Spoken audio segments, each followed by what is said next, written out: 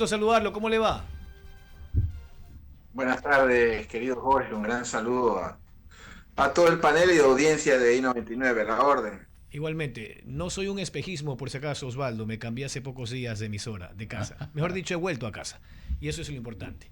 Osvaldo, como importante también es analizar la designación de Carolina Jaramillo en condición de nueva vocera o portavoz del gobierno. Esto tuvo ya su primera experiencia en el gobierno de Guillermo Lasso con el licenciado en periodismo y abogado Carlos Gijón en torno a los permanentes boletines o pronunciamientos desde una figura distinta al presidente como para ir equilibrando, no sé si sopesando los espacios mediáticos.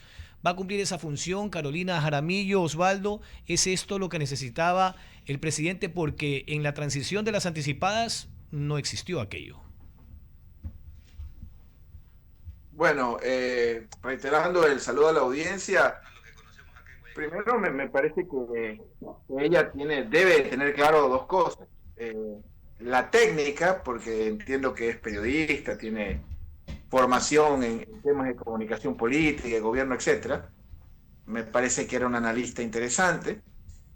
Pero la segunda, que es la más importante, que tiene que entender todo funcionario público o cualquier persona que devenga de fondos públicos o que es parte de un gobierno, es básicamente el traspaso de su figura hacia el escrutinio público. Es decir, las personas que están vinculadas a la administración pública en cualquiera de sus formas están sujetas al escrutinio de la sociedad y a la revisión de sus acciones permanentemente. Entonces, bajo ese parámetro, bajo ese concepto o bajo esas directrices, vamos a ver qué tal le va, ¿no?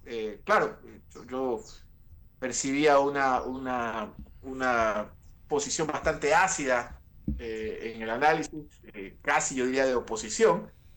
Y bueno, pues digamos que el gobierno está cooptando, reclutando voces que de alguna forma legitimen unidad o algo así por el estilo, ¿no? Vamos a ver cómo funciona esa fórmula, porque es muy difícil que tú de un día para otro cambies, al menos ideológicamente, pues no puedes tener un aliado circunstancial, pero no sé o sea, si eso implica, bueno, tal vez sea una vocería eminentemente técnica, pero digamos, habría que ver en el desempeño o el desenvolvimiento de la gestión del cargo, cómo termina yéndole a la señora Jaramillo.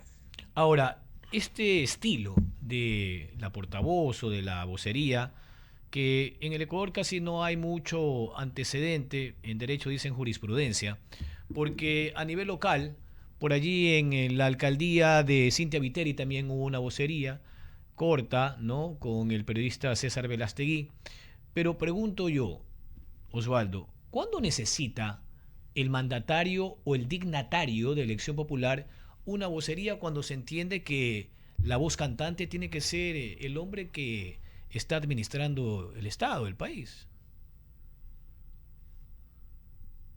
Mira, conceptualmente se supone que quienes cumplen un rol o quienes cumplen el rol de fusibles en un gobierno deben de ser naturalmente los ministros, ¿no? Esa, digamos, yo creería que esa es la parte ya no administrativa o de gestión, sino la parte política, ¿no? Se supone que un ministro debe ser fusible del presidente de la República, debe de protegerlo, debe, digamos, de ser quien es la primera línea en temas determinados.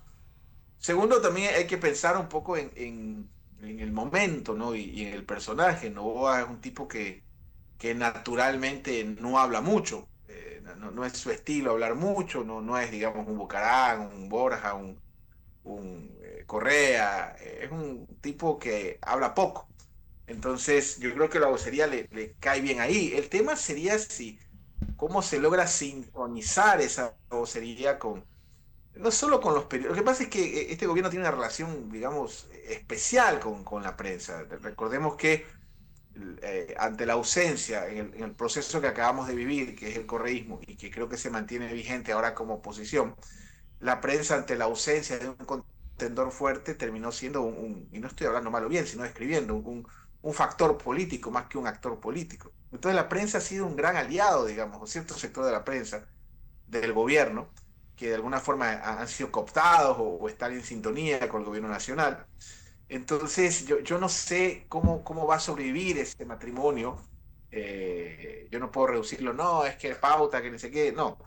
Quisiera ver cómo veía ahora por una actuación de ella en respuesta a un influencer, un periodista, en esta selva que es el Twitter. Habría que ver esa convivencia o por dónde va, digamos, esa nueva posición que va a tener, porque se supone que el vocero va a ser la primera línea frente a los medios de comunicación. Y está claro que yo no creo que un tipo de respuesta como la que le dio a este periodista, que no recuerdo su nombre, sea algo así por impulso. Yo estoy seguro que alguien le preguntó, no sé si al presidente o a la gente cercana al presidente, oye, ¿tú crees que se enoje por responderle esto a este señor? Me da la impresión. Entonces va a depender mucho en el transcurso del tiempo para tener esas respuestas, pero está claro que Novoa es un tipo que no habla mucho y bueno, pues una vocería le cae muy bien porque tiene ese rol específico y tampoco es que haya ministros, me parece, muy versados, o por lo menos no hubo pues una renovación de gabinete absoluta y total. Para mí, Novoa me parece un gran gestor de elecciones, un gran ganador de elecciones. En la gestión es cuestión de revisar medio indicador para ver que no ha habido muchos resultados o que han empeorado algunos. Entonces yo pensé que iba a haber una renovación del gabinete en temas sensibles, política exterior, seguridad, defensa, etcétera, pero no lo hubo. Entonces, probablemente esta vocería terminaría siendo ese cable a tierra, no sé si con la gente, pero está claro que no sé si va a ser con la Muy bien. prensa. Listo, Osvaldo. Gracias, Alberto. Sí, ¿cómo está Osvaldo? Saludando ya a Leonidas Castro Rodríguez, que está uniéndose ya a esta mesa de trabajo. Antes de ir con Leonidas, y algo muy concreto, ¿no? Porque es inevitable, ¿no? Rememorar cómo en el pasado, ¿no? Ya hubo vocerías acá importantes. Recordamos al presidente Jaime Roldós Aguilera, pero vean ustedes los actores, ¿no? Un secretario general de la administración como el doctor Alejandro Román Armendáriz, un jurista de primera línea. En el caso del presidente León Febres Cordero, un secretario general de la administración como Jofre Torbay Dazún, abogado y comunicador también, ¿no? De primera línea, conocedores de la filosofía del gobierno, ¿no? Muy versados en cuáles eran los principales postulados de esos regímenes a los que ellos pertenecieron. Entonces hacían una vocería bastante interesante, ¿no? Eran personajes empoderados, como decimos ahora, de los temas y podían hablar con muchísima facilidad, ¿no? De la cartera de agricultura, de la de salud o de industria, sin ningún tipo de inconvenientes, ¿no? Yo quiero dejar por sentado que en lo personal creo fervientemente que todo gobierno necesita un vocero por ese tema del desgaste. El presidente no puede estar todos los días. Olvidémonos de la persona, si escogió bien ahora el presidente Nobono. Olvidemos, saquemos de lado ese tema.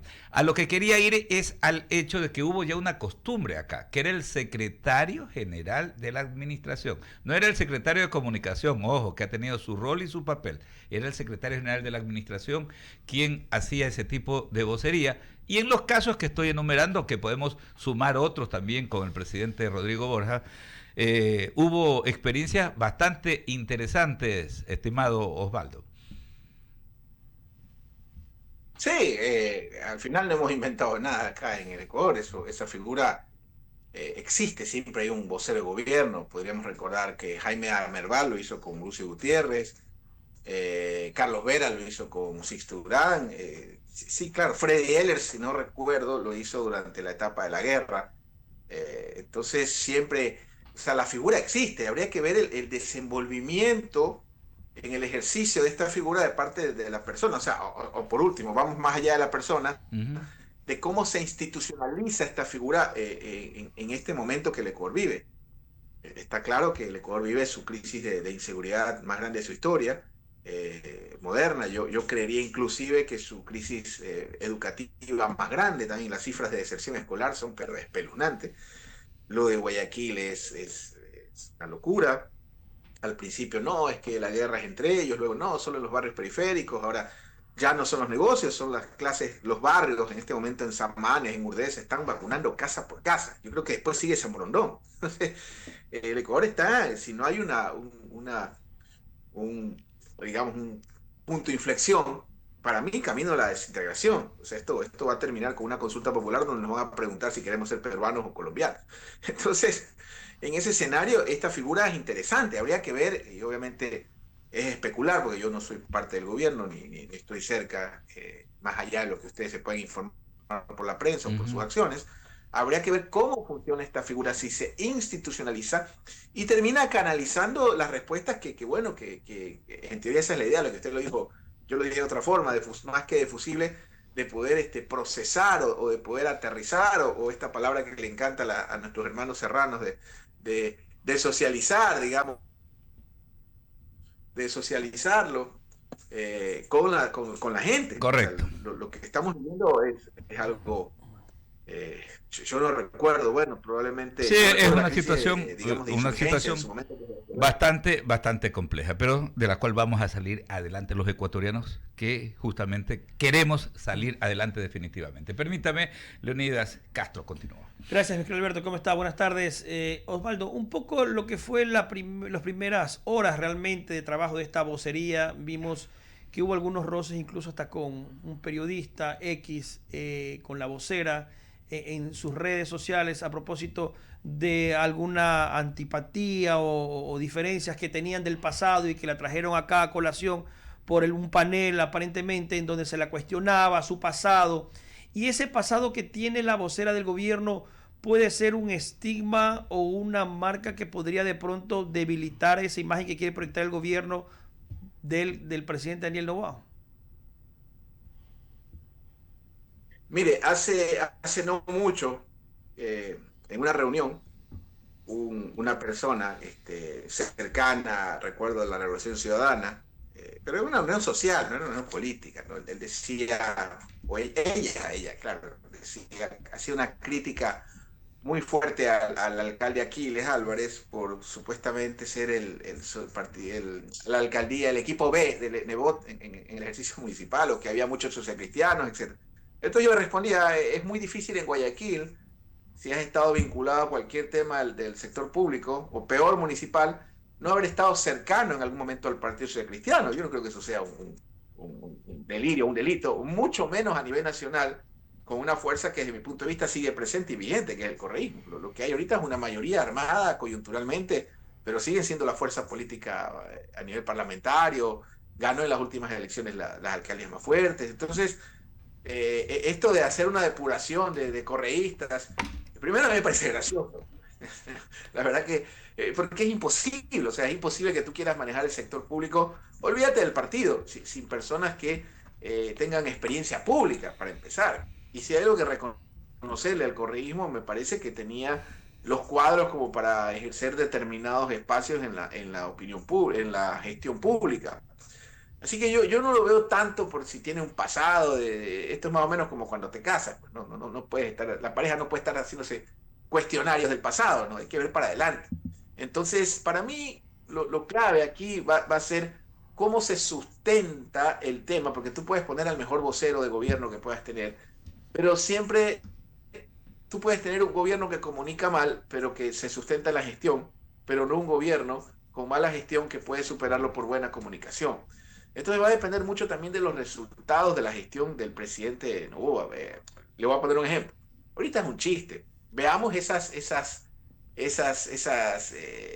encuentros con periodistas cuando empiecen los estiajes. Aparentemente ya ni Dios va a evitar que haya estiajes, aparentemente. Entonces esa creo que va a ser una situación complicada para el gobierno, en la cual va a tener que la vocera de gobierno dar respuestas, que desde mi punto de vista deberían ser más técnicas. Entonces por ahora está empezando. Mire, yo que no soy ni funcionario, bueno, sí soy funcionario público por ser profesor de una universidad pública, pero yo, por ejemplo, que soy un modesto profesor universitario, que ustedes tienen la gentileza de invitarme de vez en cuando, y es un gusto hacerlo, pero usted no tiene idea. Yo termino estas entrevistas y así como hay una marea de gente, claro, tu familia, tu mamá que te felicita, tu esposa, hay otra marejada de gente que te insulta o que te critica. Entonces, en estas cosas hay que tener el cuero muy duro. Entonces, en general, el que se mete en estos temas políticos, de cualquier manera, como analista, como funcionario, como candidato, tiene que estar sujeto adicional, bueno, en el caso de los funcionarios del escrutinio público, a este tipo de situaciones. Entonces, nadie tiene una coraza o inmunidad, en este caso un periodista que habla de temas políticos, está sujeto o en riesgo de recibir respuestas políticas. Y ahí la forma de que si es muy grosero, muy ácido, que pobrecito, bueno, pues no precisamente la política ecuatoriana está en su mejor momento. Entonces, tanto la vocera de gobierno como los periodistas que le increpen, seguramente recibirán ese tipo de respuestas. Ya quien toma la decisión si lo tolera o no dentro de su gobierno es el presidente. Habría que hacerle la pregunta al presidente, pero me queda claro que no le incomodaba porque yo no he escuchado ningún comunicado en ese sentido. En todo caso, volviendo al principio, creo que lo que habría que hacer es fortalecer la institución del vocero presidencial, que en este caso puntual, bueno, el presidente por ser un hombre que no habla mucho lo va a necesitar, y como le indico, yo creo que en el estiaje o en crisis que se ven en el camino, se va a ver realmente la capacidad, digamos, o de gestión o de disuasión o de poder comunicar de parte de esta figura. Y el comunicar justamente es la base justamente para que el gobierno nacional pueda encontrar esa proyección de su generación, de su gestión pública, ¿no? Si, como decía usted, si no hay esa gestión pública que apalanque la comunicación, que puede ser muy buena, que puede estar bien encaminada, que puede cubrir todos los aspectos que necesita el gobierno difundir, pero si no hay esa gestión va a ser complicado, y más aún que tenemos un país con grandes retos como el tema de la seguridad, el tema de la salud, el tema de la reactivación económica, generación de empleo, la seguridad social. Hay unos problemas muy serios en donde el gobierno la va a tener un poco difícil, y allí va a haber realmente un trabajo también de esta vocería, cómo hacerle frente a todas esas críticas que se van a venir, hasta, como usted señalaba, un posible estiaje, porque vemos que todavía el tema de Progen no avanza, ni siquiera parece que le han pagado los valores por haber traído esos generadores de energía. Es decir, tenemos en ascuas muchos temas, y eso, con el transcurrir del tiempo, obviamente, podría pasarle factura también incluso a la propia vocería, que no tendrá de pronto cómo solventar las inquietudes de la prensa. Mire, el mejor marketing político es la gestión de gobierno, es la buena gestión de gobierno. Yo cuando escucho a algún ministro, por ejemplo, hablaban del quinto puente, por ejemplo, hablaban de la carretera a Cuenca, que es emergente, y no solo la carretera a Cuenca. Mire, por ejemplo, la vía, no sé si ustedes seguramente conocen el Ecuador, pero hay una vía medular, sobre todo para nuestra seguridad alimentaria en Guayaquil, que es la vía Bucay-Barbanera. Está desintegrada prácticamente. Sí. Y más o menos esa obra tiene un valor de 35 o 40 millones de dólares, digamos, nueva, ¿no? Eso no es una, digamos, dentro del presupuesto del Estado, y todo lo que representa esa vía, porque realmente es la que une al centro del país con Guayaquil y toda la cuenca del Guayas. Está desintegrada. No de este gobierno, sino ya desde el gobierno yo creo que hasta el gobierno de Moreno algo se mantuvo. El gobierno de Lazo, que para mí fue una catástrofe, una hecatombe. ¿Ya? Entre esas cosas, no se ha hablado del tema. Entonces, por ponerle un ejemplo, una obra de esa magnitud, ¿cuánto cuesta? 35, digamos de 40 millones de dólares. ¿Ya? Una obra como la autopista Cuenca, que es fundamental, ¿no? Que va a tener un costo, el quinto puente. Son obras que van a alterar nuestra vida. No solo va a ser un tema de esperarla. Cuando usted vaya a Cuenca, seguramente va a haber letreros, va a haber, porque es natural, pues por nuestra geografía, va a haber fallas geológicas, pero va a haber muchas interrupciones, donde tú pones el cartelito, disculpa, estamos trabajando. Y eso genera, digamos que esa inversión que va directamente a los albañiles, a los ingenieros, al asfalto que lo producimos aquí, al concreto. O sea, son obras que generan dificultad. ¿Sí? Entonces, la mejor forma, creo yo, la mejor comunicación son las obras de esa magnitud, porque hablan por sí solas. Usted me habló de otro ejemplo claro, que también tendremos que ampliarlo. El caso de la seguridad social. Es una barbaridad que nos expropien o nos sustraigan el 10%, que es 9.75, creo, de aporte todos los meses, y no hay ni aspirinas en el IES. Es una cosa, no de los hospitales públicos, que allá no hay ni gasa ni sábanas. No hay aspirinas. Por ejemplo, hace poco llevé a mi suegra, no había diclofenaco. No le estoy hablando de medicinas de última generación, de alta tecnología, alta complejidad. No había omeprazol, ¿ya? Y se me escapa una más, no había omeprazol, y no había el tema de la diabetes, creo que es bueno, se me fue el nombre del contenido, pero glucofase se llama, tiene un nombre farmacéutico, digamos, genérico. Entonces la situación en la que está, sobre todo el tema público, que es de responsabilidad exclusiva del Ejecutivo. Ahora, bueno, hay otro tipo de discusiones. No, que necesitamos una base norteamericana. Bueno, a ver, ya estamos hablando de una próxima consulta popular. Ya se nos ha convocado, primero era que la famosa tabla, falso. Luego era que militarizar las calles, falso. Luego era que la extradición, no han extraditado ni un gato. Entonces ahora nos hablan de las bases, que desde mi punto de vista van a terminar, eso solo es un punto de avanzada para que los gringos controlen a los chinos, a los rusos, o sea, no nos va a generar ni medio hurto va a prevenir la famosa base. Entonces, el tiempo, digamos, es complicado. Osvaldo, Al sí. gobierno le va a tocar dar resultados y esas respuestas no las tiene un vocero, las tenemos nosotros. Nos las Así va es. a dar el tiempo y esperemos la gestión efectiva del gobierno. Osvaldo, en la parte final, mi compañero Sebastián Díaz. Gracias, Leonido. Osvaldo, ¿cómo estás? Un gusto. Quisiera preguntarte sobre las competencias que tiene la vocera ahorita del gobierno. Esta semana salió una entrevista con Matthew Miller, el ex portavoz estadounidense, donde le preguntan sobre el tema de Israel y Gaza. Y él menciona que sí, Israel ha cometido crímenes de guerra durante ese conflicto. Y le preguntaron cómo así, mientras que era portavoz, no mencionó eso. Y dijo, yo no puedo dar mis opiniones personales siendo portavoz de un gobierno, sino solo la información que me envían desde el gobierno. La vocería desde el gobierno, no hay objeción de conciencia de la persona. ¿Cuál sería el rol de esta persona? Demostrar la gestión pública, informar a la ciudadanía, responder preguntas, resolver crisis. ¿Cuál es el foco principal de esta vocería de gobierno? Bueno, usted ha dado la respuesta, ¿no? Si nos vamos por la gestión de conciencia, después de ir a abrazarse con Netanyahu, yo no quisiera, o sea, me voy a reír cuando el presidente hable de Maduro, por ejemplo. Y Netanyahu es un criminal de guerra juzgado por la Corte Internacional de la Haya, por ejemplo. Pero ese soy yo, ¿no? Entonces, un vocero efectivamente debe tener esa postura técnica, digamos, profesional. Ya este tema de conciencia es, como usted acertadamente lo plantea, es eminentemente personal. Y usted sabrá si acepta o no acepta llevar una vocería de ese tipo. Me queda claro que a Carolina Jaramillo no le importa, bueno, más que no le importa, no le parece un detalle, digamos, importante que el presidente de la República vaya y se abrace con Netanyahu y lo condecore y lo declare ejemplo para el mundo, cuando la humanidad está en otro sentido. Bueno, una de las características de este gobierno ha sido su mala política exterior. Pero al margen de eso, debe ser un espacio técnico, y ese espacio técnico indudablemente requiere de una sola cosa: comunicar.